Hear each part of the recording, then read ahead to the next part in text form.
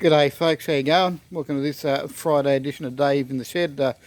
Let's have a quick start of this video. We've Ginger Cat out grabbing some rays in the sun. It's early Friday, well mid-Friday morning. It's only about 8 degrees in the shade, in the sun.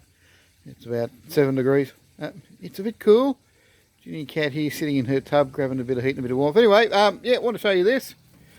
You remember last Friday I showed you the sky roses up in the top of the tree? Well, they sort of exist and they sort of don't exist anymore. So this week's been a bit taken up with cutting them down to size, by the way. So I've got have a look at this. This is one limb. Cut up in a couple of bits and pieces. So these are the limbs, a couple of them, from those sky roses. Oh, mate, was that a job. I'll get to the story about this in a sec, but so this has all got to be cut down to size a bit more and take the tip. Some of the sky roses are still up there. If you have a look up here, have a look at this. See if I can zoom in a bit. I've cut the limbs off. Come on, focus. Some of the limbs are still up there. So they're cut off, they're not connected to the rest of the bush. Oh, this thing's not going to focus. But there is still limbs, so I will get them down, trim them down. There's a few limbs up there, but the sky roses, quite massive, that they're way up there. Well, there's still a few roses up there, but cut all this down to size, trim it back to how it's meant to be over the arch. So, you know, there's this was from the tree over here, this thing over here, that's a pretty massive job. Anyway, up there, you can see the rows, there's still rows. Those limbs have been disconnected, but they're still being a bit, I've got to get up there and slice a bit more out of them so I can pull them out in sections, but it's trimmed down to size. But there's still bits of, and I'll tell you why there's still bits of rows up there. You're asking, well, how come there's rows on the ground here and there's still rows up there? What's going on? I'll show you why. This is what it's got to do with Dave in the Shed part. Quite amusingly, I broke the pole saw. Yeah, I broke it. That's not surprising. But in a way you're never going to believe. This is interesting. I didn't break the blade. I didn't break the clamp. The structure is there. I broke the handle. Not the end, but somehow managed to break the middle of the aluminium shaft. I'm cutting these bits and pulling them down using the saw, and lo and behold, the shaft fails. I was expecting the plastic clamp to fail, but no, the clamp didn't fail. I pulled a section of the pipe off. Yeah.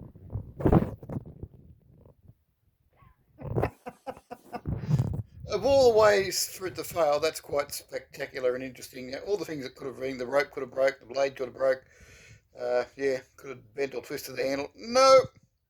Straight pulled the end of the shaft off. That's something different. Anyway, we'll run some trains in a sec. Get back to you soon. Yeah, that's the only job on the workbench this week is half a pole shaft. Good one, Dave. Different shot of this shit up here, if you can still see up the top of the tree. There's roses still up there. They're I've still got to remove them when I fix my pole saw and little bits and pieces. But there's remnants up there, but they're up in the sky. I reckon. Look, it's about easy 12 metres. I don't know if you can see up there too well, but there's rose up here. There are roses flowering up there from a bush that was down here. Mind boggles. Anyway. Get out of your hair now. I'll get some train stuff going very soon. Is that right, Ginger Cat?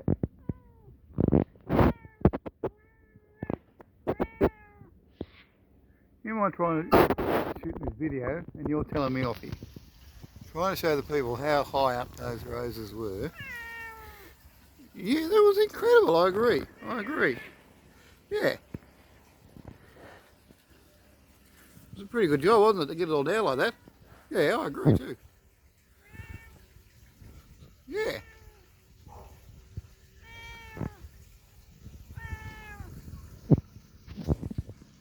Finished? Anything else to say? Okay, good on you. If you want to just put the video on, you can tell everybody. You can tell the story. Come on, just tell everybody your story. No, go on shy now. Oh, yeah. Oh, right on. Whatever you say. You sure? You finished? Thank you. Thanks for your time for the interview. Hi there, folks. On to something a bit more train related. Just having a look at what is my Garrett, or as also called the flying carrot. I'm quite pleased with this, but I can do better. Now, this is based on the South African Garrett. Now, there is one of these in Australia on Puff and Billy. They re-gauged it to run on the Puff and Billy Railway. There's also the old Victorian Railways narrow gauge Garrett, also down at Puff and Billy. There was only 2 of those narrow gauge locos built in Victoria, would you believe? So even though one is surviving and operational, although it's having a bit of a break at the moment, is quite incredible. These narrow gauge South African Garretts, they're in demand. There's still some operating in South Africa. A lot of them are UK, Welsh Highland Railways. They're in big demand, aren't they? Everybody loves it. Such a good loco. Anyway, so this is what it is now. Now, I'm not going to change the chassis or the running gear in any way. I'm going to reprint the boiler because my boiler printing technology's got better and there's a few bits and pieces I'd like to improve, but it's really going to be the same size. It's just there will be improvements in the body, like the curves that I filed into it. I'll actually make them part of the print and bits and pieces. But on the tender, we'll start with the coal tender, I plan to extend it and close up the gap.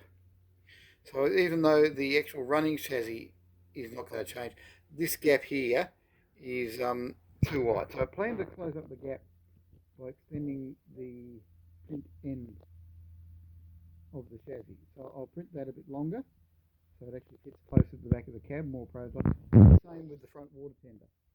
So we'll extend the print out a bit further so it fits over there. So the pivot points will stay, everything will stay the same, but I'm going to reprint with less of a gap there. So I'll reprint that, and same at the end, just re-engineering it to close that gap up a bit. That gap's a bit wide and a bit non-prototypical. I feel sorry for the 4.5. It's almost take a sandwich, half a day walk up there. It's almost got to go to tender. So that's the plan for the Garrett. I did talk about that plans coming. It's taking a bit longer than what was planned, but the changes are coming. I've got to start on the design work. I've got the basis of the Garrett in the CAD program. I might whack some screenshots in here in the program, but that's where we're up to. So coming soon, Garrett Mark II. Ooh, that'll be interesting.